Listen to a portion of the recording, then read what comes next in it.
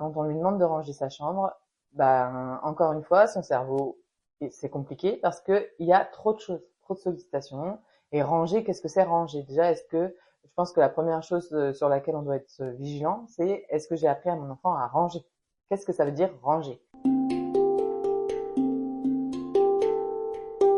Bienvenue sur le podcast Merveilleuse. Ici, on vous propose un regard différent. Notre souhait, Vous aider à embellir la relation avec votre enfant. est construire une toute nouvelle relation avec vous-même. Qui sommes-nous? Céline, thérapeute, Émilie, enseignante. toutes les deux animées par cette volonté de vous accompagner sur ce chemin. Bonne écoute.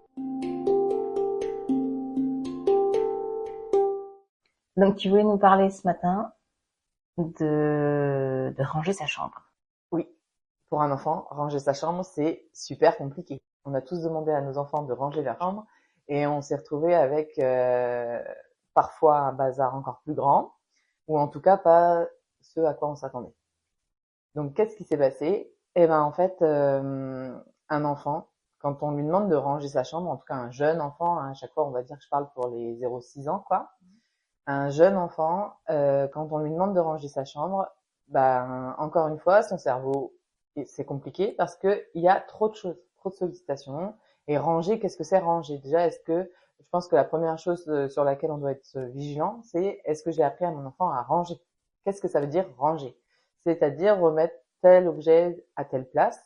Et ça, si déjà on l'a pas expliqué, on rencontre un premier problème. Ensuite, je pense qu'une des choses qui peut être agréable pour l'enfant à faire, en tout cas, et puis de toute façon qui sera utile, c'est de l'accompagner dans le rangement.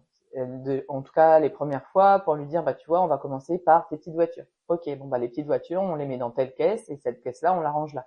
Comme ça, en fait, ça va déjà structurer l'esprit de l'enfant, il va être plus cadré dans son rangement, et ça sera plus simple pour lui. Il va pas être ah bah oui ma petite voiture, ah bah oui mon petit ours en peluche, ah bah non ma petite poupée. Bah non, en fait, ça marche pas parce que c'est trop de sollicitations et forcément ils vont avoir envie de jouer avec les jouets, quoi.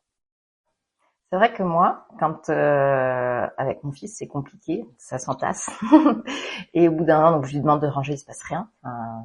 Mais parce que c'est trop, je pense, c'est trop difficile. Il y a trop. Et quand je commence moi à lui montrer que je me prends la main en disant tiens on peut mettre ça, après je peux le laisser et il continue en fait tout seul. C'est vraiment comme s'il avait besoin de voir que c'était possible, que tu lances les premiers pas et après il y va en fait. Accompagner l'enfant, je pense que c'est ce qui les aidera le plus. On dit fais ce que je dis et fais pas ce que je fais. Et au final, je pense que c'est là l'important, c'est de montrer à l'enfant. L'enfant, il va faire ce que vous faites. C'est-à-dire que, en effet, si chez vous, vous avez du mal à ranger, n'attendez pas que votre enfant range. C'est l'ordre appelle l'ordre et c'est comme ça. Donc, c'est ce qui va aider votre enfant, en fait, à ranger ses affaires. Donc, oui, accompagner et lui montrer que c'est possible. J'avais envie de rajouter aussi une autre petite chose. On dit parfois que nos enfants jouent et une semaine plus tard, ça y est, c'est fini, ils touchent plus à ces jouets-là. Donc un petit conseil qu'on peut donner aussi aux parents, c'est de faire tourner les jouets. C'est-à-dire avoir des caisses et sortir une caisse, par exemple, quand on voit que ça s'essouffle en fait, donc toutes les 2-3 semaines, un mois parfois, mais voilà, avec différents types de jeux. Et ça permet du coup à l'enfant de pas avoir trop de jouets dans sa chambre et d'avoir envie d'aller partout et nulle part à la fois. Et en même temps, ça permet de faire tourner des jouets et l'enfant est super content de retrouver des jouets qu'il n'avait pas vus depuis un mois, quoi, par exemple. Donc voilà, je vais aussi partager cette petite astuce.